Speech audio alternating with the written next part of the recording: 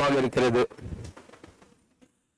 இந்த நாளில கர்த்தருடைய வார்த்தை சொல்கிறது, நாம் ஒருவரோடு ஒருவர் வழக்காடும்படி எனக்கு நினைவு கூட்டு. அதாவது தேவன் நம்மையும் நம்முடைய வார்த்தையும் எவ்வளவு கனப்படுத்துகிறார் என்பதை இங்க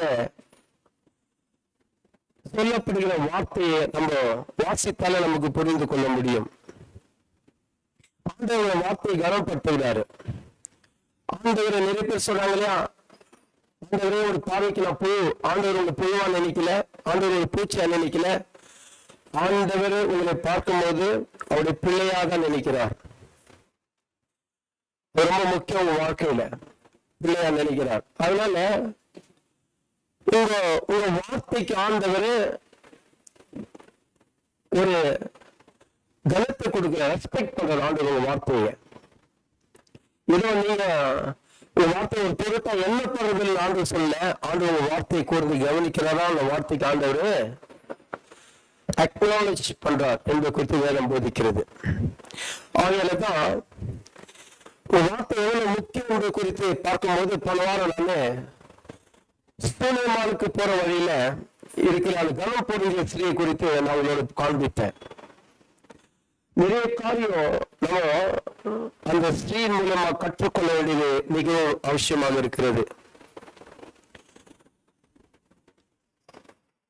ஒரு பிள்ளையே இல்லை என்ற சூழ்நிலையில இருந்த அந்த தாயாருக்கு ஒரு பிள்ளை கிடைக்கிறது.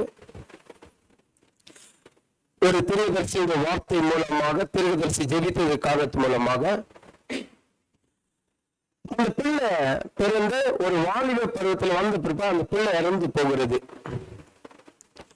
ஆனா அந்த தாயுடைய வாழ்க்கையில நம்ம ஒன்று விசேஷமா கற்றுக்கொள்ள வேண்டியதான் கேட்டீங்கன்னா, கடைசி வரைக்கும் அந்த தாய் என் பிள்ளை இறந்தது என்பது குறித்த தாய் சொல்லவே இல்லை அந்த தாயார் வாயில. அதுதான் அந்த தாயார் இறந்து போன அந்த பிள்ளைய மீண்டுமாய் திருப்பி வாபஸ் அந்த குழந்தை உயிரோடு பெற்றுக்கொண்டால் கர்த்தர் வார்த்தை சொல்லப்படுது. உயிரோடு பெற்றுக்கொள்ளாத கர்த்தர் வார்த்தை சொல்லப்படுகிறது. அந்த வாய் வார்த்தை ரொம்ப முக்கியம்.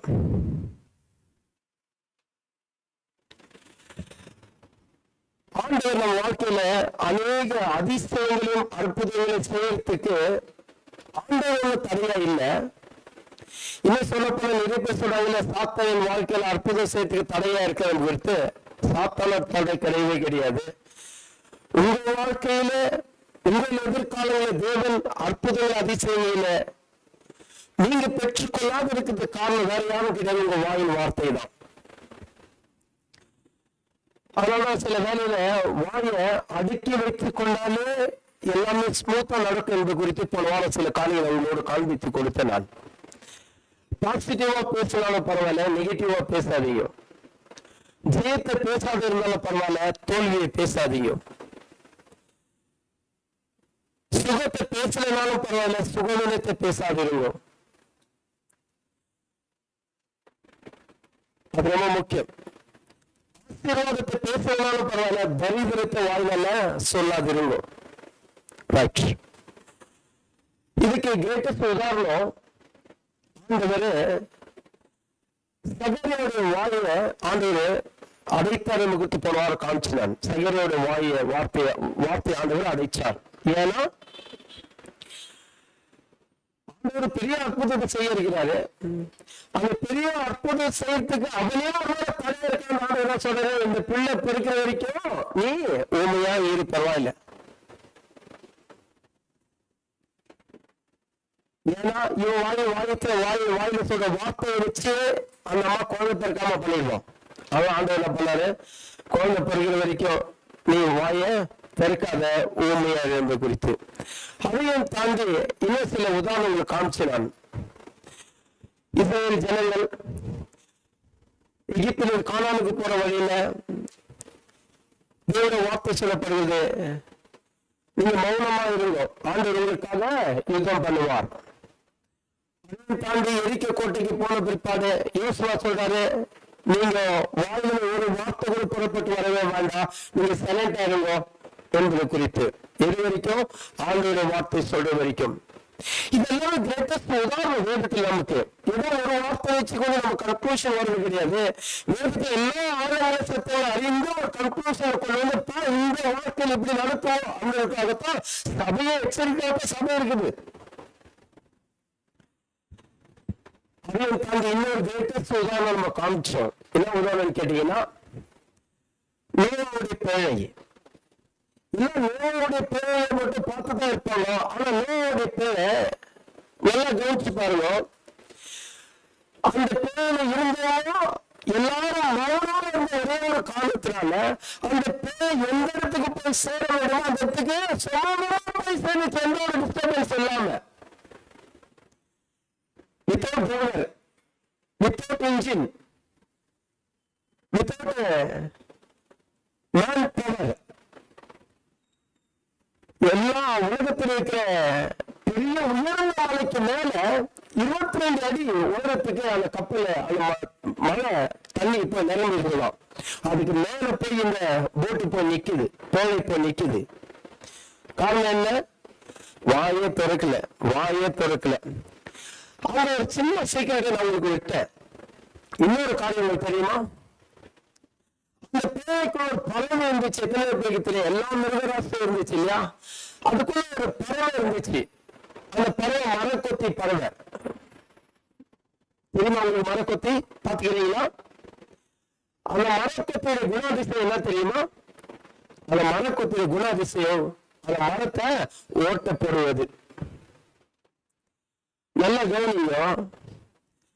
அந்த பறவை மாத்திரம் ஓட்ட போட்டு இருந்துச்சுன்னா ஏறக்குறைய 377 நாள் அந்த போட்ல இருந்தாங்க. ஒரு வருஷம் 12 நாள் அந்த போட்ல இருந்தாங்க. போன வாரம் எடுத்து காமிச்சினார். 1 year 12 days. 40 நாள் மழை பெஞ்சிச்சு, டவுட் கிடையாது. இன்னும் 50 நாள் 150 நாள் காலத்துக்கு டைம் எடுத்துச்சு. காற்றாண்டு வீசினாரு, அது மூலமாக தண்ணி வற்றி போச்சு, கத்து வார்த்தை. ஆனா எக்ஸாக்ட்லி அவங்க வெளியே வர நாட்கள் கேட்டா ஒரு வருஷம் 12 நாட்கள் ஆன பிற்பாடு பேரை வந்து வெளியே வராங்க. இந்த பேரை வந்து வெளியே வரதுக்கு முன்னாக ஒரு நாள் அந்த மரக்கொத்தி அந்த மரத்தை ஓட்டப்பட்டு இருந்துச்சுன்னா அந்த பறவையும் செத்து இருக்கும், மிருகங்களும் செத்து இருக்கும். அது கூட சேர்ந்து ஆண்டவரால அந்த பேருக்குள்ள எல்லாமே பேக்க வேண்டியதுதான். யோசிச்சு பாருங்க. இந்த மரக்கொத்தி வந்துட்டு ஒரு செகண்ட் 20 வாட்டி கொத்துமா, ஒரு செகண்ட்க்கு 20 வாட்டி கொத்துமா. அப்படின்னா ஒரு நாளைக்கு 12,000 டைம் கொத்துமா. 12,000 டைம்ஸ் ஒரு நாளைக்கு. அப்போ ஒரு வருஷம் 12 நாள் உள்ள இருந்துச்சு. ஏற்கனவே 45,24,000 டைம் அது அந்த பலகையை ஓட்டு போட்டு இருந்துச்சுன்னா யோசிச்சு பாருங்க. ஓட்டு நின்றுக்குமா? கண்டிப்பா நின்று இருக்காது. ஆனா அதிசயம் என்ன, அற்புதம் என்னன்னு கேட்டீங்கன்னா, அந்த மரக்கொத்தி வாயை அடிக்கிச்சோ இல்லையோ எனக்கு தெரியாது. அது தேவனுடைய வாயை அடைச்சாரோ இல்லையோ எனக்கு தெரியாது. ஆனா உண்மையா சொல்ல முடியும். என்னால கேட்டா வாயை அடைக்கிற ஒரே காரணத்தினால அந்த பறவையும் தப்பிச்சிச்சு, உள்ளுக்குள்ள மனுஷனும் தப்பிச்சு, அதையும் தாண்டி மிருகங்கள் எல்லாமே தப்பித்தது குறித்து வேதத்துல நம்ம பார்க்கிறோம். ரொம்ப முக்கியம் இது. சரி, அப்போ வேற வாக்கு சொல்லப்படுகிறது. சில பிரச்சனைகள் வரும்போது நம்ம எப்படி ஹேண்டில் பண்றோம் ரொம்ப முக்கியம். இன்றைக்கு இன்னொரு வித்தியாசமான ஆங்கில சில காரியங்கள் நம்ம நாளில பார்க்க இருக்கிற நாளில நம்ம அதுல சில காலம் தேவன் நமக்கு சில தரிசனங்களை காண்பிக்கிறார். சில சொப்பனைகள் ஆண்டவர் காண்பிக்கிறாரா? காண்பிக்கிறார்னா ஆண்டவர் உறவில் இருக்கிறீங்க என்று குறித்த அர்த்தம். சில தரிசனங்கள் ஆண்டவர் காண்பிக்கிறாரு. சில சொப்பனைகள் ஆண்டவர்களுக்கு வெளிப்படுத்தி காண்பிக்கிறார். ஏன் ஆண்டவர் சொப்பனையில தரிசனங்கள் ஆண்டவர் வெளிப்படுத்தி காண்பிக்கிறாருன்னு கேட்டீங்கன்னா, சில காரியங்கள் வாழ்க்கையில நடைபெற வேண்டிய சில காரியங்கள் தேவன் திட்டத்தை வைத்திருக்கிறார்.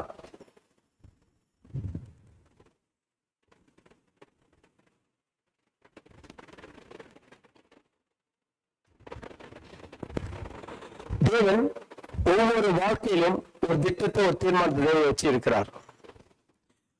உங்களை ஆண்டவர் சூஸ் பண்ணார்னா ஆண்டவர்களுக்கு சொப்பன மூலமாகும் அல்லது சில தரிசனமாக தேவன் அவங்களுக்கு ஆண்டவர்கள் வெளிப்படுத்தி காண்பிக்கிறார். அப்படி ஆண்டவர்கள் வெளிப்படுத்தி காண்பிக்கும் போது தேவனோட திட்டம் வாழ்க்கை நிறைவேற வேண்டிய காரியமா இருந்தா அதற்காக நீங்கள் இருக்கிற முயற்சி ஒன்று இருக்கிறது. தேவன் எதெல்லாம் செய்ய வேண்டுமோ எதெல்லாம் தேவன் வாழ்க்கையில செய்ய தேவன் திட்டம் வைத்திருக்காரோ அதற்கான முயற்சி நீங்க ஏற்படுத்த வேண்டியது உங்க வாழ்க்கையில அவசியமாக இருக்கும். நல்லா கவனிச்சு பாருங்க. யோசேப்புடைய வாழ்க்கை தேவன் சொப்பனத்தை கொடுத்தார். தேவன் அவன் வாழ்க்கையை நிறைவேற்றினார். தானியேலை கவனிச்சு பாருங்க.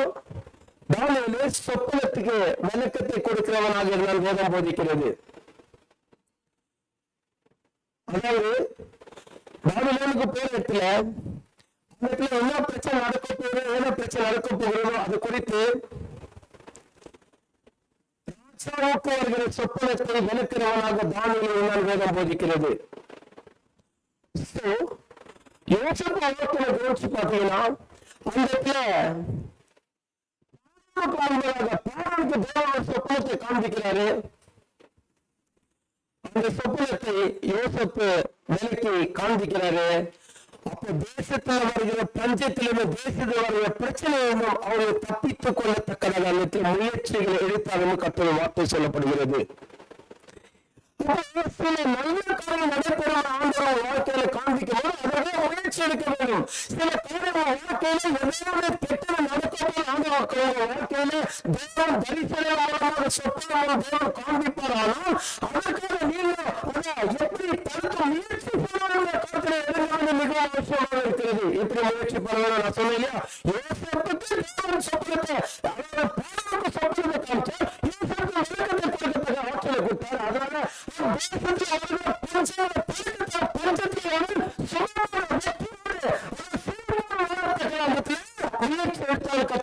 சொல்லப்படுகிறது. அப்போ நம்ம வாழ்க்கையில கூட சில காலையில் ஆண்டவர் சில அசாமாவித நடத்தை நமக்கு தானே வெளிப்படுத்தி காமிச்சானா சோத்திராண்டவன் சொல்றது இருக்கிறதுக்காக காண்பிக்கல. ஆண்டவர் சொன்னாரு அதை மேற்கொள்றதுக்காக நீ முயற்சி எடு. என்ன பண்ணணும், அதை எப்படி கட்ட வேணும், அதை எப்படி நீக்க வேணும். ஏன்னா தேவனுடைய வார்த்தை நம்ம ஜெபத்தினால அதுக்கு மேற்கொள்ள முடியும். ஏன்னா வேதம் போதிக்கிறது. நீங்க வீட்டுல 8 வாசு பாருங்க, மொத்தம் 18 வாசு பாருங்க. நீங்க எதைகளை கட்டுறீங்களோ பரலோகத்துல கட்டப்படும். எப்ப கட்ட அவுக்கப்படும் போது பரலோகத்து கட்ட அவுக்கப்படும் கத்திர வார்த்தை சொல்லப்படுகிறது. ஏன்னா எல்லாரும் ஆயுத வச்சாரு, அதிகாரம் ஆயுத வச்சுட்டாரு. அப்போ நீங்க அதை கட்டுவோம், நீங்க அதை செயல்படும் மாற்ற முடியும், சூழ்நிலை மாற்ற முடியும்.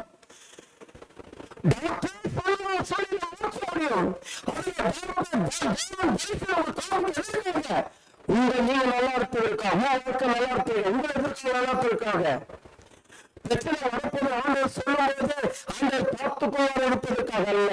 ஆண்டவர் காண்பிக்கிறாரு, மகனே பிரச்சனை வரப்போது இதற்காக நீ ஆயத்தம் பண்ணு, நீ ஒரு முடியாது, நீ நிலவா, நீ ஜெயமாக மாற்று. ஏன்னு கேட்டா உன் வாயின் வார்த்தைக்கு அவங்களுக்கு வல்லமை என்று ஆண்டவர் சொல்லுகிறார். வேதம் போதிக்கிறது மரண ஜீவன் இருக்குதா, நாவின் அதிகாரம் ஜீவன் சொல்லும் போது தேவனை போல வாழ்வது. நம்ம யாருடைய ரூபத்தில் உருவாக்கப்பட்டிருக்கிறோம், தேவனை போல உருவாக்கப்பட்டிருக்கிறோம். அப்ப ஜீவன் ஆதியில மனுஷனுக்கு நாட்டில ஜீவ சுவாசத்தை கொடுத்திருக்கிறாரு. கொடுத்திருக்கிறாரு. அந்த ஜீவன் பூமியில செய்யத்தக்கதாக அந்த ஆற்றல் இந்த வாழும் வார்த்தை தேவனுக்கு வைத்து வச்சிருக்கிறார். தேவனுக்குரிய வாழ்க்கை, பரிசுத்தமான வாழ்க்கை, சேரமான வாழ்க்கை, வெற்றிகரமான வாழ்க்கை, பூமியில சகலத்தை கீழ்பட்டு வார்த்தை எங்க வாயில தேவன் வைத்திருக்கிறார். ரொம்ப முக்கியம். சரி, இங்க ஆண்டவர் சொன்னாரு ஏசாயா புத்தகம் 43:26 நாம் ஒருவரோடு ஒரு வழக்காடும்படிகளுக்கு நினைவு போட்டு, நினைவு போட்டு நிறைய பேர் சொல்றாங்க இல்லையா, ஆண்டவர் பார்த்துக் கொள்வார். ஆண்டவருக்கு தெரியாதா? ஆண்டவருக்கு எல்லாம் தெரியும் பிரியர், ஆண்டவர் பார்த்துக் கொள்வார். அதே ஆண்டவர் தான் சொல்றாரு, உங்க வாழ்க்கையில சில காரியங்களை நடந்து போன காரியங்களுக்கு நினைவு போட்டு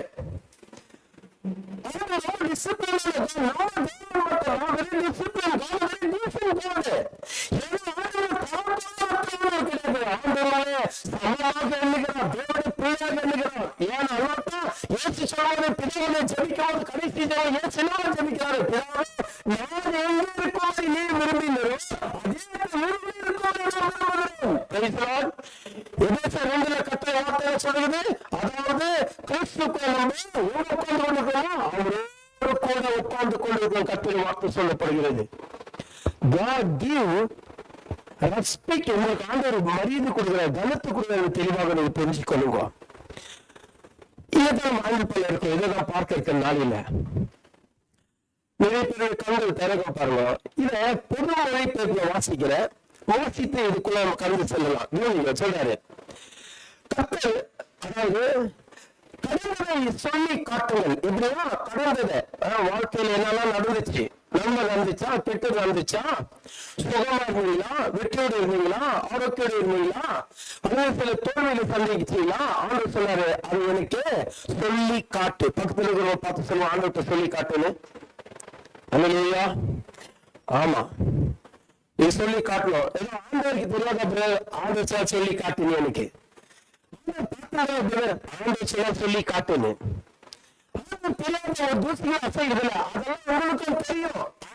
சொல்லி காட்டு, சொல்லி காட்டின ஆண்டவரே, நீங்க கோர்ட்ல போறீங்க, நீங்க சட்டத்தெல்லாம் படிச்சிருக்கீங்க, நீங்க அட்வொகேட் பண்ண ஜட்ஜ் பண்ண நிக்கிறீங்க, சட்டம் சொல்றேன் ஜட்ஜி சொல்றேன், ஜட்ஜி கூட கோபப்படுறது கிடையாது. ஜட்ஜி உங்களை பார்த்து பெருமை பண்ணுவாருன்னா கேட்டா, சட்டத்தை நல்லா பற்றி வச்சுக்க, அவங்க சட்டத்தை கொடுத்து சொல்றேன் ஜட்ஜி, அந்த சட்டம் கரெக்டா இருந்துச்சுன்னா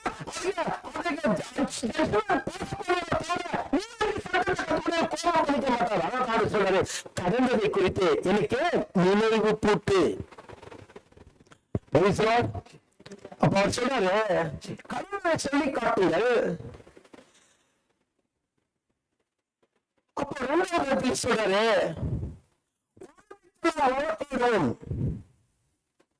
என்ன சொல்ற, ஒருமித்த நாமும் வழக்காடுவோம். வழக்காடுவோம்னா நம்ம பேசுவோம். சொல்றாரு நீ வந்து என் பக்கத்துல உட்காரு, நான் மதிக்கிறேன், நான் கனப்படுத்துறேன், நான் உன்னை தரக்குறவா நினைக்கல, நான் கீழ்த்தனமா நினைக்கல. சொல்றாரு நான் உன்னை கனப்படுத்துறேன், நீ என்கிட்ட உட்கார்ந்து பேசு. நம்ம ரெண்டு பேரும் உட்கார்ந்து பேசலாம். உன் வார்த்தைகள், அதாவது சொல்றாரு நான் உன்னை மதிக்கிறேன், உன் வார்த்தையை கனப்படுத்துகிறேன். தேவனுக்கு தேவையான செயல்களுக்காக சூஸ் பண்ணி வைக்கல தேவன். ஆண்டவருக்கு எல்லாம் தன்னுடைய சித்தத்தை நிறைவேற்றி கொண்டு கொடுக்கிறார் தேவன்றதுக்காக ஏதோ ஒரு பொம்மை மாதிரி உருவாக்கி நீ உருவாக்கல. ஆண்டவர் சொல்றாரு உன்னை நான் என் ரூபத்தின்படி உருவாக்குகிறேன், உன்னை நான் என் சாயல்படி உருவாக்குகிறேன், உனக்கு சுய சித்தத்தை வைத்திருக்கிறேன், உனக்கு ஆசத்தை வச்சிருக்கிறேன், உனக்கு விருப்பத்தை வச்சிருக்கிறேன், உனக்கு ஒரு வாழ்க்கை கொடுத்திருக்கிறேன், உனக்கு எதிர்காலத்தை கொடுத்திருக்கிறேன். இதை நிர்ணயிக்க வேண்டியது உன் கையில தான் இருக்குது. நீ உட்காந்து பேசு, என்கிட்ட உட்காந்து பேசு, வரலாமா சொல்றாரு. ஏதோ வேண்டியதை செய்வதற்காக அல்ல, அவரு உங்களை சமமாக எண்ணுகிறதுனால. மூன்றாவது சொல்றாரு நீங்கள் குற்றமற்றவர்கள், அதாவது உங்கள் நியாயங்களை சொல்லுங்கள். நீங்கள் குற்றமற்றவர்கள் என்பதை நிலைநாட்டுவதற்காகவற்றை உங்கள் குற்றமற்றவர்கள் என்பது குறித்து நீங்கள் நிலைநாட்டுவதற்காக எனக்கு நீங்க என்ன சொல்லலாம், எடுத்து காண்பீங்க, என்கிட்ட பேசுங்க, என்கிட்ட சொல்றாரு உங்க சைட்ல என்ன நியாயம் கொடுப்பா அந்த நியாயத்தை கிட்ட பேசுங்க, நோ ப்ராப்ளம். ஆண்டவர்கிட்ட நியாயம் சொல்றது தப்பு கிடையாது. அப்படி ஒரு மனுஷன் பாத்துக்கிறீங்களா, எசைக்கியா வியாதிப்பட்டானா ஆண்டவரை தூதன் அனுப்பிச்சு ஆண்டவரை தீர்க்கதரிசி அனுப்பிச்சுட்டு போ நீ செத்து போற காரியத்துல ஒழுங்கு பண்ணு சொல்லிட்டாரு. அவன் போட்டு வார்த்தையின் படியே என்ன போட்டு ஆண்டவரை நான் கொஞ்சம் செஞ்சுக்கிறேன், அது கொஞ்சம் நினைச்சு பாருங்க ஆண்டவர்ன்றான். Very simple. இவன் முடிச்சான் அவன். நீங்க என்ன நியாயத்தை இருக்குதோ நியாயத்தனிக்க போதும்.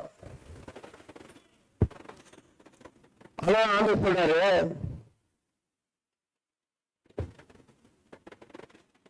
உங்க சைடுல இருக்க எல்லா நியாயத்தை எனக்கு தெரிவிங்க. உங்கள் வாழ்க்கை அவரிடம் பேசும்படியாக தேவன் செய்வதை,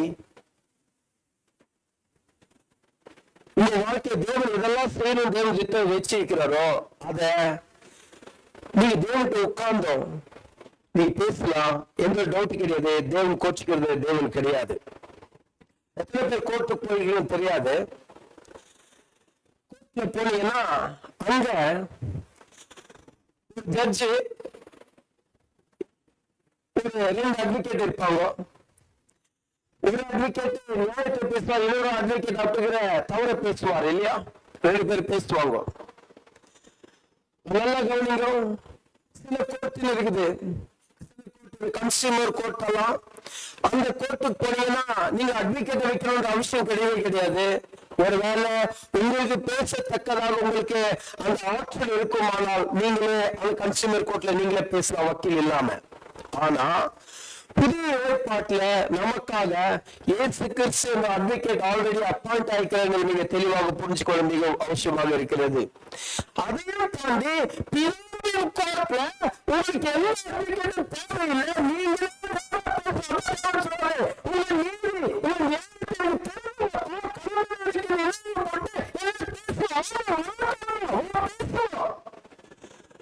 நீங்களே நிறைய பேர் வாழ்க்கையில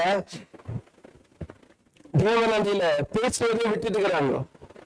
தேவன் அவங்களுக்காக வச்சிருக்கிற திட்டங்களை அவங்க வாயால தடுத்து கொண்டு இருக்கிறாங்க. எது நடந்தாலும் சோத்ராம் ஆண்டவரை. சில பேர் சொல்றாங்களா, என்ன நடந்தாலும் நன்றி ஐயா. இன்னொரு பாட்டு இருக்குது. எனக்கு சில நேரத்தில் அந்த பாட்டை பாடும்போது நான் யோசிப்பேன்.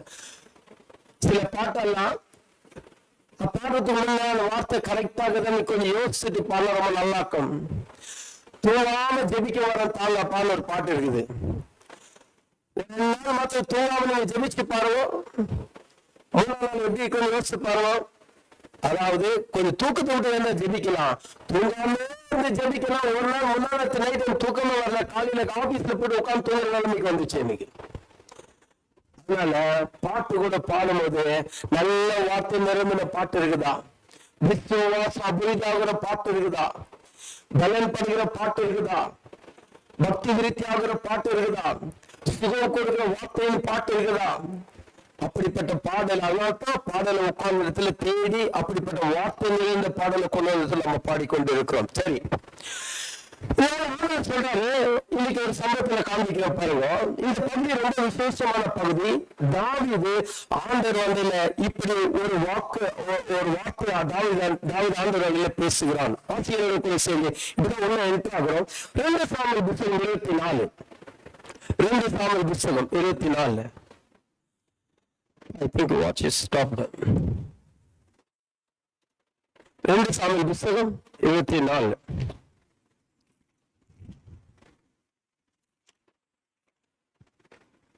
கவனிங்க, இது ரொம்ப முக்கியமான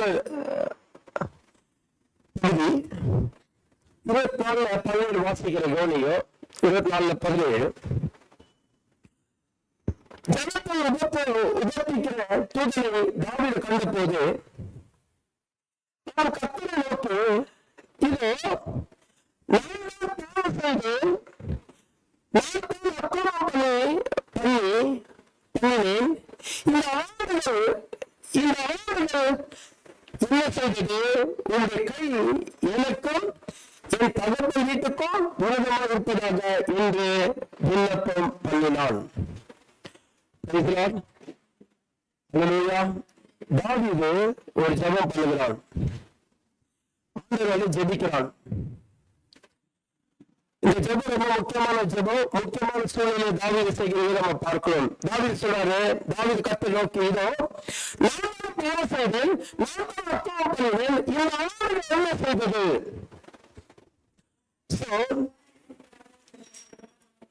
இப்படி தாவீது ஜெபிக்க வேண்டிய காரணம் என்ன? நல்ல கவனிங்க. இப்படி தாவீது ஜெபிக்க வேண்டிய காரணம் என்ன? நம்பர் 1, உங்களுடைய கை எனக்கும் என் தகப்பன் வீட்டுக்கும் விரோதமாக இருப்பதாக. ஏன் இப்படி இன்னொரு வார்த்தை சொல்லி ஜெபிக்கணும் தாவீது? யோசிச்சு பாருங்க. இந்த 2 காலத்திற்கு ஒரு சம்பவம் நம்ம பார்க்கவே மிகவும் அவசியமா இருக்குது. தாவீதினுடைய மறு பக்கத்தை நம்ம பார்த்தா இந்த வார்த்தை ரொம்ப பிரோஜனமா இருக்கிறது குறித்து நான் சொல்லுகிறேன். தாவீதுடைய பின்னணி என்ன? தாவீதுடைய மறுபக்கம் என்ன? நல்ல கவனிங்க. தாவீது பிறக்கும் முன்னே அவன் வாழ்க்கையில பிரச்சனை தான். அவன் இன்றைக்கு இருக்கிற உயர்வான பதவி தேவ கிஃப்ட். அது அவருடைய பலத்தினால் உண்டானதல்ல, அவருடைய பாரம்பரியத்தினால் உண்டானதல்ல, அவங்க அப்பா அம்மா ராஜாவுடைய வம்சத்தை சேர்ந்தவங்க கிடையாது.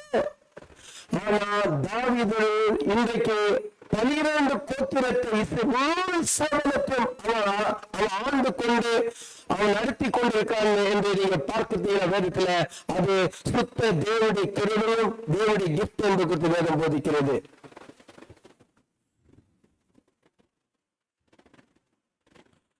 ஏன் இதை நான் சொல்றேன்? கொஞ்சம் கவனிங்க. ஏன் இதை நான் சொல்லுகிறேன்?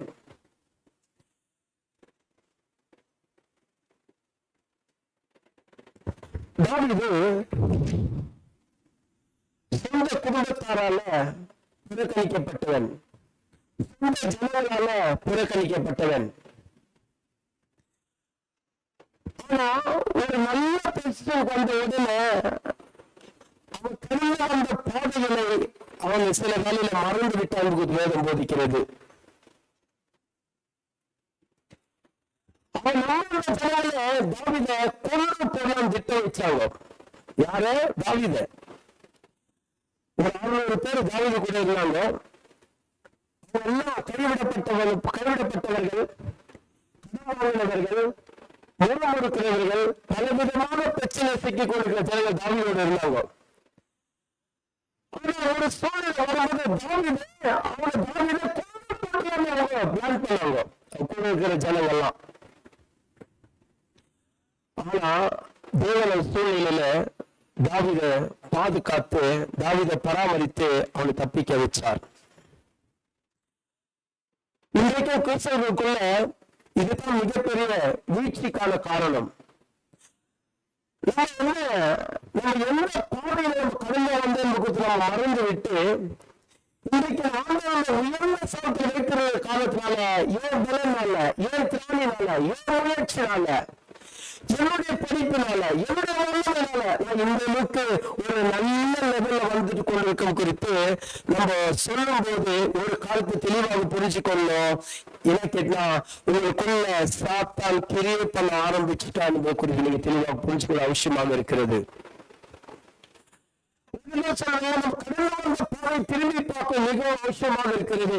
அந்த பாதையை யாரோட நடத்தினாரோ, யாரோட பாதுகாப்பு, யாரோட பராமரிப்பு, யாரும் கூட யாரும் தேவை சந்திச்சாரோ,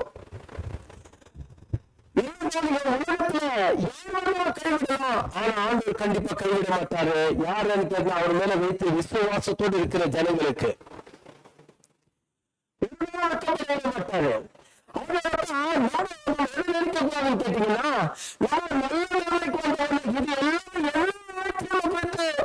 பெருமை கொள்ளக்கூடாது. பெருமை உள்ளவனுக்கு ஆண்டவர் எதிர்த்து நிற்கிறாரு, தாழ்வு உள்ளவருக்கு ஆண்டவர் கிருபை கொடுக்கிறார் வேதம் போதிக்கிறது. அப்போ தாவீது அவருடைய பின்னணி ஒரு காண்பிச்சனா, தாவீது ஜெபிக்கிற ஜெபத்துக்கும் தாவீது வாழ்க்கையில் நடந்த சம்பவத்துக்கும் எப்படி இந்த வார்த்தை பிரயோஜனமா இருக்கிறது குறித்து நீங்க தெளிவாக புரிஞ்சு கொள்ளலாம். நீங்க பாத்தீங்கன்னா தாவீது பிறக்கும் தேவனுடைய சார்ந்தவனாக பிறகு வேதம் போதிக்கிறது. 8 வாசிகளை கூட சேர்ந்து சங்கீத புத்தகம் 22, 9, 10.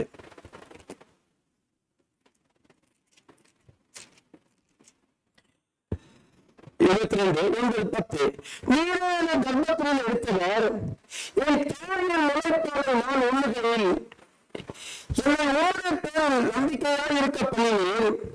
கர்ப்பத்திலிருந்து வெளிப்படும் போது உணவு சார்பில் வேண்டேன். நான் என் தாயின் வீட்டில் இருந்த முதல் என் தேவனாக இருந்தேன். நான் எல்லாருக்குமே காமிச்சு இருக்கிறேன். ஏற்கனவே நான் பேசியிருக்கிறது குறித்து, அதனால அதுக்குள்ள போக விரும்பல. நானு தாவீது பிறக்கும் போது தாவீதுடைய தகப்பனுக்கும் தாய்க்கு அந்த பிரச்சனைகள் எல்லாருக்குமே தெரியும். தாவீது குடும்பத்துல ஒரு குழப்பம். தாவீது கருவில உருவாகிற நாளில இருந்து தாவீதுக்கு பிரச்சனை தான்.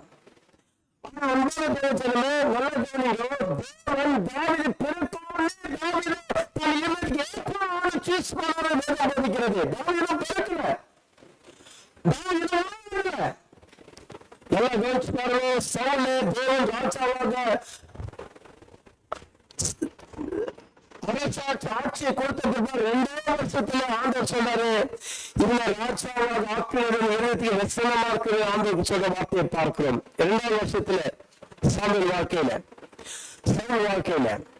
ஆனா அதுக்கப்புறம் ஆண்டவர் சொல்றாரு, தன் இருதயத்துக்கு சூஸ் பண்ணான்னு சொன்னா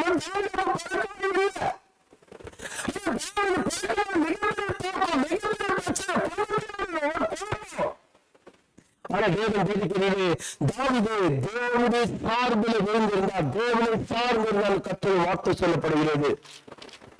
எத்தனை பேருக்கு தெரியும் சரீரம் இருக்கிற குழந்தைக்கு ஜீவன் உண்டு என்பது குறித்து? இதுக்கு உதாரணம் யோவான் ஸ்நானனை கூட நீங்க பார்க்கலாம். அவன் தாயின் வயிற்றுல எலிசபெத் என்ற வார்த்தை, மரியாதை வார்த்தையை கேட்டவுடனே பரிசுத்தால் நிரப்பப்பட்ட அந்த குழந்தை உள்ள துணிச்சு அந்த கர்த்தருடைய வார்த்தை சொல்லப்படுகிறது. ஏன்னா அதுக்கு ஜீவன் உண்டு. அந்த தாவீது அவங்க பூமியில பிறக்கப்பட்ட தாயின் கருவில வெளியே பிறப்பது முன்பாக தேவன் சார்பில் விழுந்து என்று கர்த்தருடைய வார்த்தை சொல்லப்படுகிறது. சொல்லுகிறான் இன்னொரு வார்த்தை, அவன் தாயை தகப்பனே தாவீது ஒரு ராஜாவாக எண்ணல, தகப்பன் அர்த்தமாக எண்ணினார். தாய்க்கு அந்த நேரத்தில் அவங்க கௌரவமா இருந்திருக்கலாம். ஆனா தேவன் அவங்க வாழ்க்கையில செய்ய காரியங்க ஒரு தேவன் ஏற்கனவே ரெடி பண்ணி வச்சுட்டு இருந்தார். தாவீது சொல்றான் பாருங்க, வாசிங்க சங்கீதம் 27:10 வாசிங்க. 27:10 தாவீது சொல்றான் பாருங்க, என் தகப்பனின் தாயும் என்னை கைவிட்டாலும் கர்த்தர் என்னை தெரிந்து கொள்வார். இன்னொரு மொழிபெயர்ப்பு சொல்லப்படுகிறது, என் தாயும் என்னை தகப்பனும் கைவிட்டார்கள், ஆனால் கர்த்தரோ என்னை கைவிடாതെ என்னை காத்துக் கொண்டார் எனக்கு கர்த்தர் வார்த்தை சொல்லப்படுகிறது. தாவீது சூழல் அதுதான். தாவீது மிகப்பெரிய பணக்காரன், டவுட் கிடையாது. தாவீது மிகப்பெரிய பணக்காரன். தாவீது சூழ்நிலை என்ன? தாவீது ஆடு மேய்க்க சூழ்நிலை இருந்தது. ஈசாவுடைய மகன் மிகப்பெரிய செல்வாக்கு நிறைந்தவன், டவுட் கிடையவே கிடையாது. ஈசாவுடைய தகப்பன் தாத்தா உங்களுக்கு எல்லாருக்கும் தெரியுமா? யாரு? போவாஸ். போவாஸ் மிகப்பெரிய செல்வாக்குடையவன்.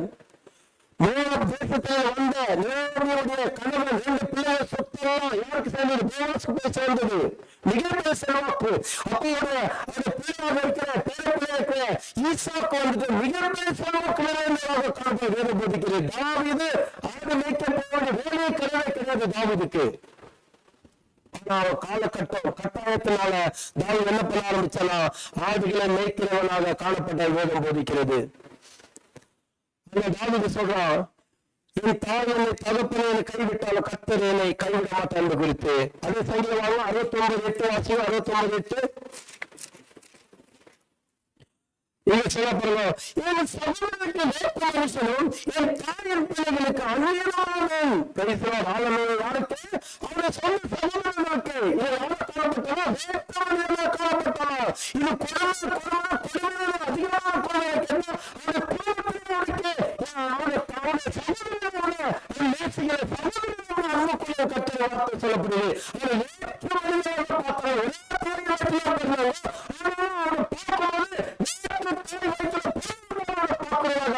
வேதம் போதிக்கிறது.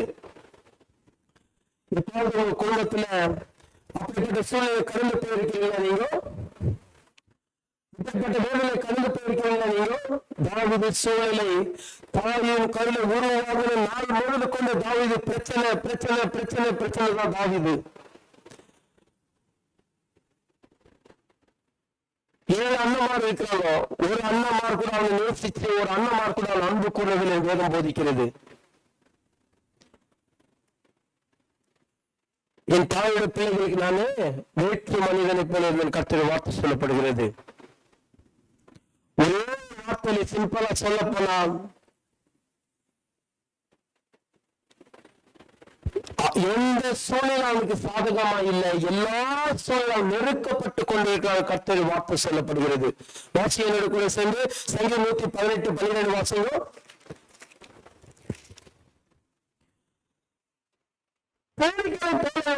வளைத்துக் கொள்கிறார்கள். தேனீக்களை போல. என்னைக்கா தேன் கூட்ட கழிச்சிருக்கிறீங்களா? தேன் கூட்ட தொட்டுக்கிறீங்களா? எப்படி வரும் தெரியவே தெரியாது. சும்மா நாலா பக்கமே தாக்கம்.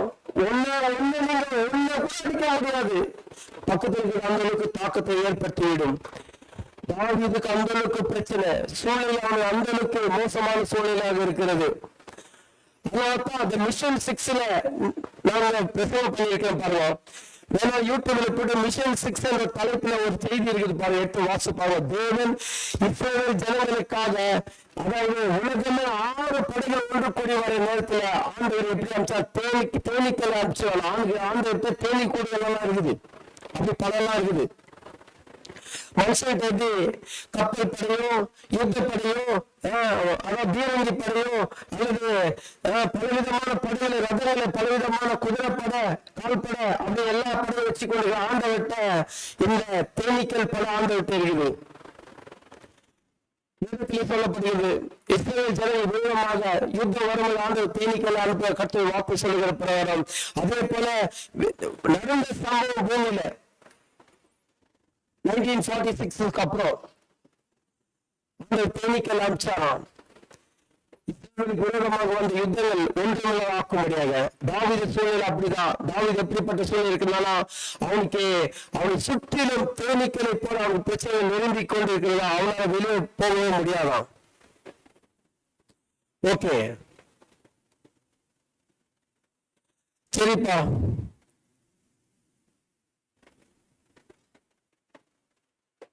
ஏதோ நமக்கு வெளித்துலதான் பிரச்சனை இல்லை, நமக்கு ஜனங்களால பிரச்சனை. எங்கேயாவது நிம்மதியா தேவன் ஆராதிச்சு துதிச்சு தேவநாமத்தை மகிமைப்படுத்தலாம் ஒருவேளை யோசனம் தேவாலயம் பக்கம் கூட போக முடியாதாம். ஜனங்களால பிரச்சனை, சுத்தவட்டார ஜனங்களால பிரச்சனை. தாய் தகப்ப அவனை கைவிட்டார்கள். அதையும் தாண்டி அவங்க சகோதரர்கள் அவன் ஏற்றுவாளர்களை பார்த்தாங்க. சரிப்பா, எல்லாமே பிரச்சனைன்னு சொல்லிட்டு அவன் தேவாலயத்துக்கு போலாம். தேவாலயம் பக்கம் தாவீது போகும். ஏன்னா தாவீது எப்படிப்பட்ட தீட்டானவை குறித்து கர்த்தர் வார்த்தை சொல்லப்படுகிறது. தேவாலயத்தை யாரும் சேர்க்க மாட்டாங்க, மேய்ப்பரை சேர்க்க மாட்டாங்க. ஏன்னா ஒரு தீட்டுப்பட்டவர்கள். ஆகையால மேய்ப்பன் தேவாலயத்துக்கு போகக்கூடாது. தேவாலய பக்கம் திரும்பி போகவே முடியாது.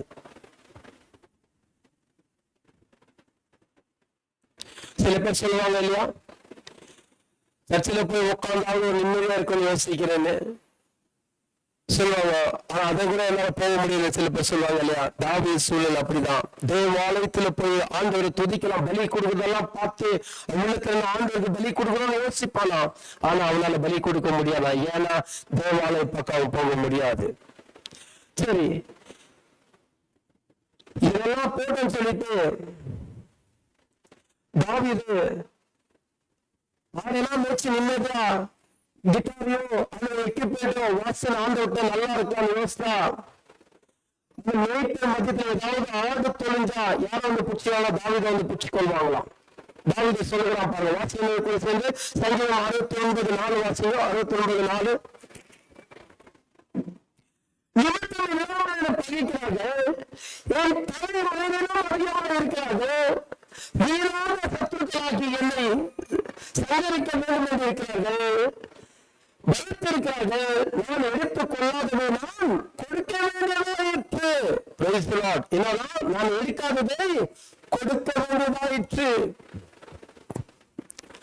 பள்ளிக்கிற எவ்வளவு முடிக்கிறது என்ன இருக்கிறீங்க நீங்க?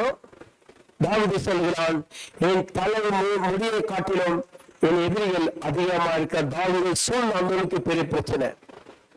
வெளியே காட்ட முடியல, வீட்டுல இருக்க முடியல, காட்டுல இருக்க முடியல, நடக்க முடியல, மேய்க்க முடியல, எதுவுமே எனக்கு நிம்மதியே இல்ல. செத்தா போய் யோசிக்கிறேன். தாவீது சூழ்நிலை அப்படிப்பட்ட சூழ்நிலை தான் தாவீது வாழ்க்கை நடந்து கொண்டிருந்தது. சரிப்பா, நான் பாட்டுக்கு நான் உண்டு, வேலை உண்டு, நான் இனிமேல் வேலை பண்ணி கொண்டிருப்பானா? தாவீது ஆடுகளை மேய்ச்சி கொண்டிருப்பானா? ஏதோ ஒரு ஆடு காணப்பட்டுக்குமா? தாவீதை வந்து யாரு நீதான் திருடிட்டேன் திருட்டு பட்டத்தை கொடுத்து தாவீது கிட்ட இருந்து ஆடை பிடுங்கி கொண்டு போவாங்களாம். நம்ம யோசிக்கிறோம் இல்லையா? நம்ம வேலை செஞ்சு நமக்கு தக்கதாக கூலி கிடைக்கல, நம்ம பலன் ஆகல, நான் மேல போன யோசிக்கிறேன், கீழே இருக்கிறான் பேர், நான் ஒரு படி மேலே 10 மணி கீழே இருக்கிறான் பேர் நம்ம யோசிக்கிறோம் இல்லையா? நண்டை பாத்துக்கிறீங்களா? நண்டு எல்லாருக்கும் தெரியலையா? நண்டு ஒரு பக்கெட்ல போட்டீங்கன்னா அது மூடி போகவே இல்லையா? ஏன்னு கேட்டீங்கன்னா, ஒரு நண்டு மேல வரலாம், 10 நண்டு அது பூச்சி கீழே நிற்குமா? தாவீது நிலைமையும் அதே போலதான். தாவீது எந்த பக்கமும் நிம்மதி இல்லை, குடும்பத்துல நிம்மதி இல்லை, சமூகமத்தில் நிம்மதி இல்லை, காட்டுல போற நிம்மதி இல்லை, சுத்தி ஜனமத்தில் நிம்மதி இல்லை. தாவீது முழுவதுமா நெருக்கப்பட்டு இருக்கான். கர்த்தர் வார்த்தை சொல்லப்படுகிறது. சரி, இப்ப இன்னொரு விஷயம்,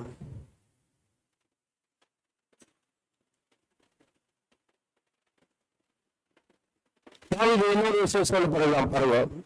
சரிப்பா, இதெல்லாம் நடந்துச்சு, வீட்டுல போயிட்டு நிம்மதியா ஒரு நாள் சாப்பிட்டு தூங்கலாம்னு யோசிக்கிறேன். நிறைய பேர் சொல்றாங்க இல்லையா?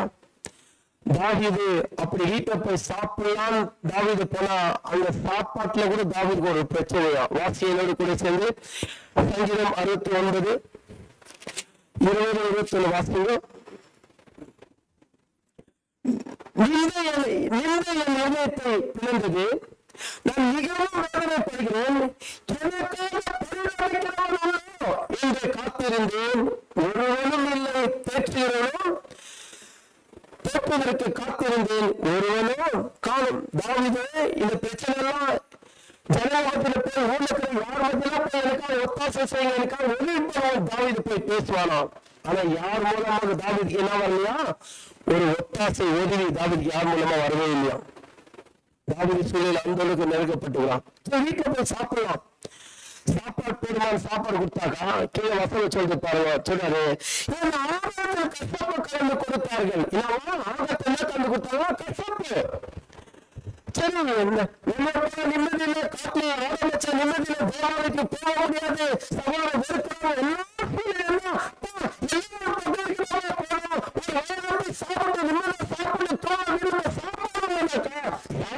சாப்பிட்டா அந்த சாப்பாடுல கசப்பு கீரை கலந்து கொடுப்பாங்களா? வாயில வச்சா சாப்பிட முடியாத கசப்பா இருக்கும் அவன் சூழ்நிலை. இன்னைக்கு நிறைய பேர் பாத்துக்கிறீங்களா? நிறைய பேர் கசப்பான கீரை கொடுக்காம இருக்கலாம், ஆனா கசப்பான வார்த்தையை சொல்லி சொல்லி சாப்பிடுங்க நிக்க வச்சிருவாங்க. சாப்பிடும் போதுதான் உனக்கு எல்லாம் இந்த சாப்பாடு ஒரு தேவையா? உனக்கு சாப்பாடு வேற ஒரு கேடா? சாப்பாடு வேற சாப்பிடுமா நீ? இது ஒரு கசப்பானதுதான். தாவீதுக்கு கசப்பான கீரையை கலந்து கொடுத்தாங்களாம். இன்றைக்கு மனுஷன் கசப்பான வார்த்தையினால குடும்பத்துல அநேக பேர் நல்ல ஆகாரத்தை புசிக்காதவனுக்கு பாதிக்கப்பட்டு இருக்கீங்களா? ஆண்டவர் உங்களோடு பேசிக் கொண்டிருக்கிறார். இதுதான் தாவீதுடைய சூழ்நிலை. தாவீது சொல்லுகிறான்,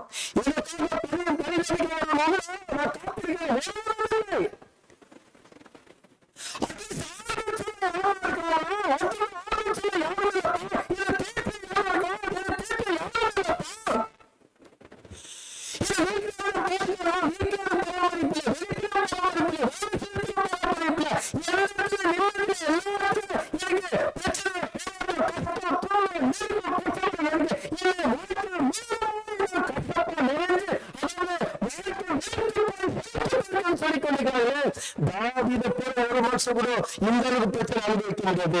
தாவீது அந்த அளவுக்கு பிரச்சனை, வீட்டிலும் வெளித்திலும் எல்லாத்தையும் தாவீது பிரச்சனை மேல பிரச்சனை அனுபவிச்சு கொண்டிருக்கிறான்.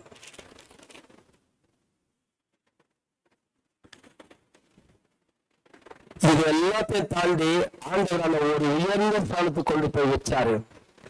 எந்த ஜனவை வெறுத்தாங்களோ, எந்த ஜனவை புறக்கணித்தாங்களோ, எந்த குடும்பம் வெறுத்துச்சோ, எந்த ஜனவை கொள்ள முயற்சி பண்ணாங்களோ, இத்தனை பேர் சேர்த்ததுல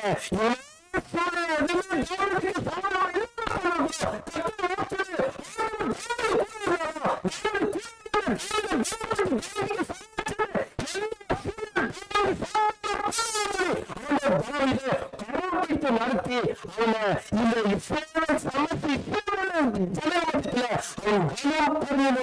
உயர்த்தினான். ஏன்னா கர்த்தருடைய வார்த்தை சொல்லப்படுகிறது. பிரச்சனை பிரச்சனை, பிரச்சனை, சமூக பிரச்சனை, பிரச்சனை, பிரச்சனை, வீட்டுல சாப்பாடு பிரச்சனை, எல்லா பிரச்சனை மத்தியிலும் அவன் தாவீது சொல்லுகிறான், கர்த்தரை எப்போதும் முன்பாகவே வைத்திருக்கிறேன் தாவீது சொல்லுகிறான். நீங்க யாரை வச்சுக்கிறீங்க? முன்ன வச்சுக்கிறீங்களா? ஆண்டவரை ஒருவேளை நீங்க முன்ன வச்சிருந்தா ஆண்டவர் தாவீது வாழ்க்கையை மாத்தினார், சூழ்நிலை மாத்தினார். எப்படி மாத்தினாராம்? வாசி எல்லாரும் கூட சேர்ந்து 2 சாமுவேல் புத்தகம் 2 சாமுவேல்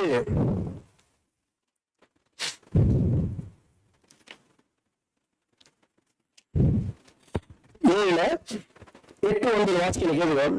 இப்போதும் நீ என் தாசனாகிய தாவீதை நோக்கி சேனைகளை கர்த்தர் சொல்கிறது என்னவென்றால், நீ இஸ்ரவேல் என்கிற என் ஜனங்களுக்கு அதிபதியாக இருக்கும்படிக்கு ஆறுதலின் பின்னாக நடந்து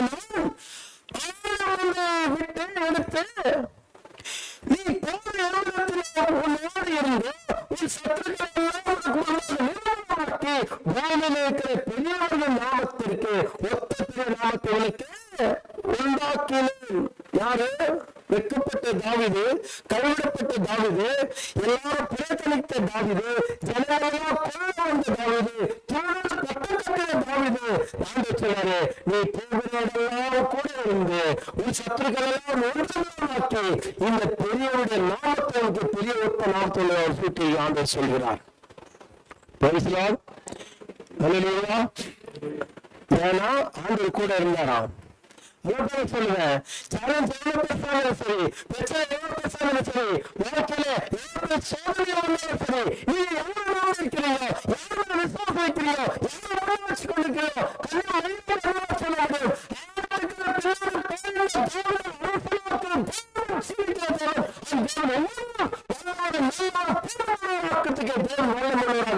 வேகம் போதிக்கிறது. எந்த வெட்கப்பட்டீங்களோ அந்த தலை நிமிர செய்கிற தேவன் உங்க தேவன். கையை உயர்த்தி காண்பிக்க தேவன் உங்க தேவன் தெளிவாக புரிஞ்சு கொள்ளுங்க. பாருங்க, ஆண்டவர் எப்படி உயர்த்தினாலும் சங்கீதத்துக்கு வாங்க, அர்த்தவாதிகளை காண்பிக்கிறேன். இப்ப 118 சங்கீதத்துக்கு வாங்க. தாவீது சொல்லுகிறான் பாருங்க, தாவீது சொல்ற வார்த்தை கவனிங்க.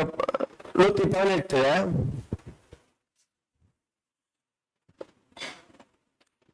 வாசிக்கிற கவனிங்க. சொல்றாரு, நீங்கள் வாசகரை திறவுங்க, நீங்கள் அவர்களுக்குள்ள பிரவேசித்து கர்த்தரை துதிப்பேன். இந்த உயர்ந்த ஸ்தானத்துக்கு வந்தாச்சு, அவர்களுக்குள்ள பிரவேசிக்க உயர்வு கொடுக்கப்பட்டாச்சு. எல்லா ஆசையோட பார்த்து நீ அவர்களுக்கு உயர்வு சொல்லுவோம். அதே ஆசை தேவன்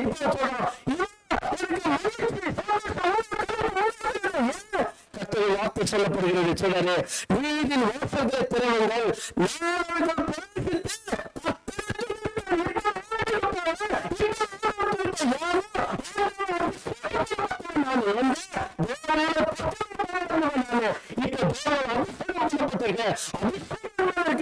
இப்ப ஆலயத்துக்குள்ள பிரவேசிக்க வாய்ப்பு உண்டாயிடுச்சு. இந்த தாவீது தான் எதை கட்டினா கோடியத்தை கட்டணும் வேதம் போதிக்கிறது. இந்த தாவீது தான் எதை தேவாலயத்துக்கு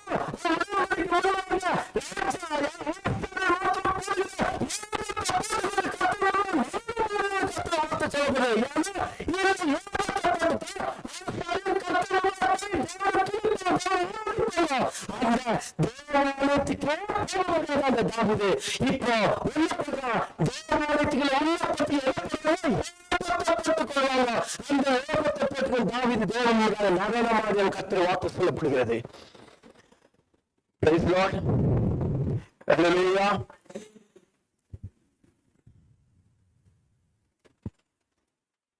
நெக்ஸ்ட் கவனிங்க. கர்த்தர் வாசல் இதுவே, நீதிமான்களுக்குள் பிரவேசிப்பார்கள். யார் பிரவேசிப்பாங்க? கர்த்தர் வாசல் இதுவே. கர்த்தர் வாசல் இதுவே, நீதிமான்களுக்குள் பிரவேசிப்பார்கள். நீதிமானாக்கப்பட்ட கர்த்தர் வாக்கு சொல்லப்படுகிறது. ஹல்லேலூயா. நீதிமான சொல்றாரு, நீர் எனக்கு செவி கொடுத்து எனக்கு ரட்சிப்பார் இருந்தபடினால் நான் உண்மை துதிப்பேன். வீடு கட்டு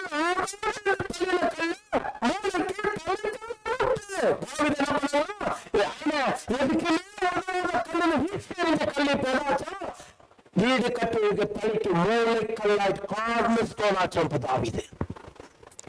ராஜா யாரு தேடி வரா? தாவீதை தேடி வரா. ஜனம் யாரு தேடி வரா? தாவீதை தேடி வரா. சகோதரர் யாரு தேடி வரா? தாவீதை தேடி வரா. இந்த சமஸ்தை இஸ்ரவேல் நோக்கி பார்க்குது.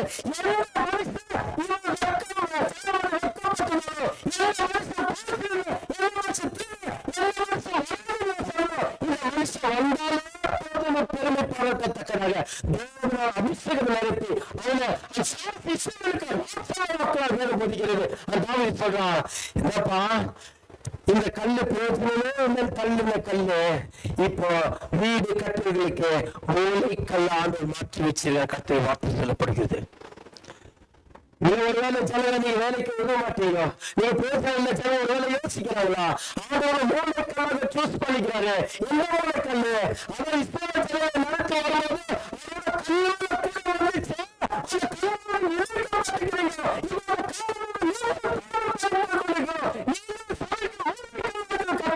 சொல்லப்படுகிறது. ஹல்லேலூயா.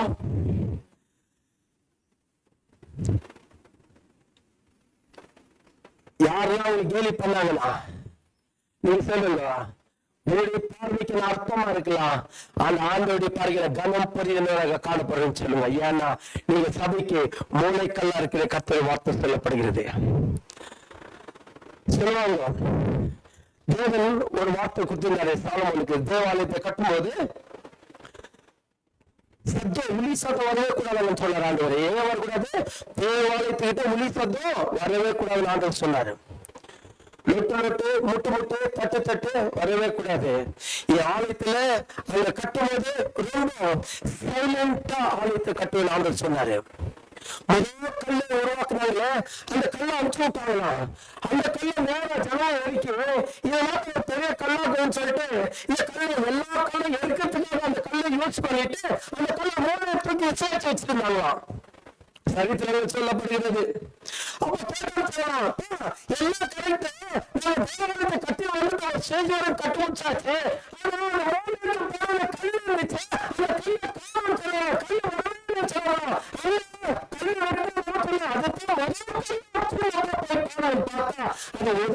தள்ளி ஒரு மூலையில வச்சிருக்காங்களா? அந்த கல்லை கரெக்டா தேவாலயத்தில் வைக்கும் போது தேவாலயம் கரெக்டா பிக்ஸ் பண்ணாச்சா? ஆகாதுன்னு தள்ளின கல்ல அந்த தேவாலயத்துக்கு மூளை கலாய்ச்சி கர்த்தர் வார்த்தை சொல்லப்படுகிறது. நீங்க எதுக்குமே ஒதுக்க மாட்டவங்களை ஒதுக்கி வச்சிருக்கிறாங்களா? புறக்கணிச்சிருக்கிறாங்களா? ஆண்டவர் சொல்றாரு, நீ எனக்கு வேணும், நான் உங்களை சூஸ் பண்ணி வச்சிருக்கிறேன். நீ வேற பெற்றவ, நீ எந்த கேட்கனா? அதாவது இஸ்ரவேல் ஜனங்கள் வரும்போது அந்த ஜனங்களுக்கு தண்ணீர் கொடுத்த கண்மலை தாவல் பண்ணிச்சு. அந்த கண்மலையோடு இணைக்கப்பட்டிருக்கிற நீ அந்த கண்மலையோடு இணைக்கப்பட்டிருக்கிற. இது உன்னால் ஆனது அல்ல. கர்த்தர் வாக்கு சொல்லப்பட்ட வாசியம் 18ல கண்களுக்கு அதனுடைய கண்களுக்கு ஆச்சரியமாயிற்று. எப்படி ஆச்சு? அது கத்தரால் ஆயிற்று. இது நம்முடைய கண்களுக்கு ஆச்சரியமாயிடுச்சு. நீங்க நினைக்கலாம், நீங்க ஒருவேளை எதுக்குமே உதவ மாட்டாங்க யோசிக்கலாம், கணவன் எதுக்கும் உதவ மாட்டாங்க யோசிக்கலாம், மனைவி எதுக்கும் உதவ மாட்டாங்க யோசிக்கலாம். இப்ப ஆண்டவர் வந்த பிற்பாடு வேதம் போதிக்கிறது, அவங்க வாழ்க்கையை ஒரு பெரிய மாற்று ஆண்டவர் பெரிய மாற்று ஆண்டவர் கொடுக்கும் போது இது கத்தரால் ஆயிடுச்சு. நம்ம கண்களுக்கு எப்படின்னா ஆச்சரியமாயிட்டோம். யூஸ்ஃபுல் ஆயிட்டீங்க. ஒண்ணும் இல்லாதவங்களா இருந்தீங்க, இப்ப விலையேற பெற்ற மாறப்பட்டீங்க. இப்ப நீங்க போறதுலாம் யாரெல்லாம் வெறுத்தாங்களோ, யாரெல்லாம் ஒதுக்கினாங்களோ, யாரெல்லாம் பகைச்சாங்களோ, யாரெல்லாம் கண்டு இப்ப உங்க பக்கத்துல வர ஆரம்பிச்சிட்டாங்க எல்லாருமே. ஏன்னா இப்போ இது கர்த்தரை ஆயிடுச்சு நம்ம கண்களுக்கு ஆச்சரியமா இருக்குது. கர்த்தர் வார்த்தை சொல்லப்படுகிறது. விசேஷவர்கள் ஆச்சரியப்படத்தக்கதான ஜனங்க. நீங்க ஒளியின் பிள்ளைகளாக இருக்கிறீங்க. கர்த்தருடைய நீதியின் சூரியன் உங்க மேல உதித்துக் கொண்டிருக்கிறது. நீங்க போறதுல இருள் நீங்கி போகும். நீங்க போறதுல குறைகள் நீங்கி போகும். நீங்க போறதுல வியாதிகள் மறைந்து போகும். நீங்க போறதுல குறைகள் நீங்கி போகும். ஏன்னா நீரின் சூரியன்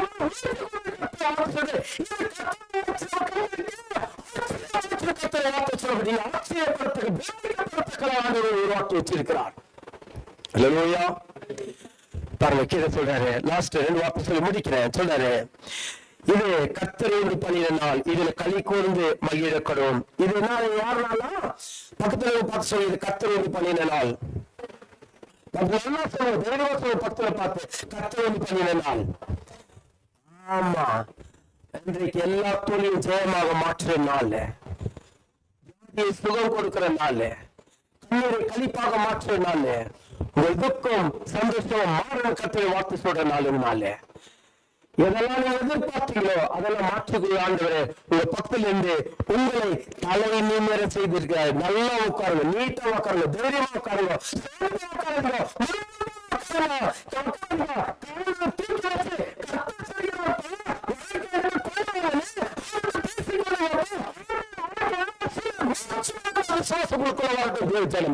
இது கர்த்தர் என்று பண்ணின நாள், இது கர்த்தர் என்று பண்ணினார். இதுல மகிழ்ந்து கழிக்குறோம். அதனால தான் ஆலயத்துக்கு வந்தோம்னா அழுவ வைக்கிறதில்லை. நானு ஆலயத்துல கைப்பற்றுங்கப்பா, சந்தோஷமா இருங்கப்பா, ஆராதனை பண்ணுங்கப்பா, மகிழ்ச்சியா இருங்கப்பா.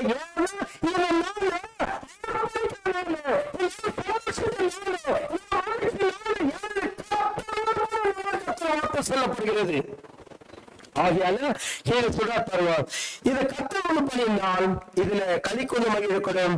கர்த்தாவே ரட்சியும், கர்த்தாவே கப்பலும், கர்த்தருடைய நாமத்தில் வருகிறவர் சோத்தரிக்கப்பட்டவர், கர்த்தருடைய ஆலயத்திலிருந்து உங்களை ஆசீர்வதிக்கிறோம். பக்கத்தில் அவங்களை ஆசீர்வதிக்கிறேன்னு சொல்லுவோம். அவங்களை ஆசீர்வதிக்கிறேன்னு சொல்லுவோம். நீங்க சொன்னபடி ஆகும். நீ சொன்னபடி ஆனா நீங்க கர்த்தர் ஆவி உங்க மேல இருக்கிறாரு, ஒளி உங்க மேல இருக்கிறது, அது பிரகாசம் மேல பிரகாசித்துக் கொண்டிருக்கிறது. நீங்க ஏதோ சொல்றீங்க, ஜீவ ஊட்டங்கள் கர்த்தர் வார்த்தை சொல்லப்படுகிறது. அது வார்த்தை உங்களுக்குள்ள இருந்து நீங்க அதை விசுவாசித்து அந்த வார்த்தை அது அப்படியே நெருக்க கர்த்தர் வார்த்தை சொல்றது. தொடர் அத்தோட பார்க்கலாம், கையில முடிச்சா பண்ணலாம். Thank you Jesus. நன்றியோடு துதிக்கிறோம் ஆண்டவரே. ஆகையால Thank you Lord. நன்றியோடு துதிக்கிறோம் ஆண்டவரே, ஸ்தோத்திரிக்கும் தகப்பனே, கிருபை நிறைந்த நல்ல ஆண்டவரே, இது வேறுமையான கால வேலைக்கு நன்றியை ஸ்தோத்திரிக்கிறோம்ப்பா. இந்த நாள் இருக்கும் ஆண்டவரே, எங்களோட பேசின நல்ல வார்த்தைகளுக்கு நன்றி கூறுவோம் ஆண்டவரே. ஓ தாவீது வாழ்க்கையை மாற்ற எல்லா காலையும் எண்ணி பார்க்கும்போது ஆண்டவரே, எந்த அளவுக்கு அற்புதமானவர், எந்த அளவுக்கு அதிசயமானவர் ஆண்டவரே, இல்லாதவர்கள் இருக்கிற வண்ணமா மாற்றி ஆண்டவர் நீர் ஆண்டவரே. நாளில் ஒப்பு கொடுக்கிறோம் ஆண்டவரே. நாளில் தேவையோடு வந்துக்கிற பிள்ளை வாழ்க்கையில தேவையை சந்திக்க நீர் போதுமானவரா இருக்கு ஆண்டவரே. ஆம்ராஜா, உங்கள் குறைவெல்லாம் நிறைவாகும் என்று சொன்ன தேவன் நீர் ஆண்டவரே. இது ஆண்டவரே இருக்கிறதை காட்டில் 1000 மடங்கு ஆசீர்வதிப்பேன் சொன்ன தேவன் நீர் ஆண்டவர் ஆண்டவரே. அந்த ஆசீர்வாதம் ஒவ்வொரு சிறப்பும் பலிக்கட்டும் ஆண்டவரே. தொடர்ந்து பெரிய காரியம் நாம் மகிமைப்படட்டும் அப்பா. இந்த வார்த்தை எங்கெல்லாம் கேட்டுக்கொண்டிருக்கிறாளோ, இந்த வார்த்தை கேட்டு யார் வாழ்க்கையிலும் இனி கேட்கப்பட்ட யார் வாழ்க்கையிலும் ஒரு பெரிய மாறுதல் பெரிய மாற்றத்தை கொடுப்பதற்கு நன்றி. நாம் மையப்படுத்தும் பெரிய காட்சியும் கனத்த மையம் தூய்மை கூறுகிறது. ரட்ச மீட்பெருமாக இயேசு என்பதாக நல்ல பிதாவே, ஆமென்.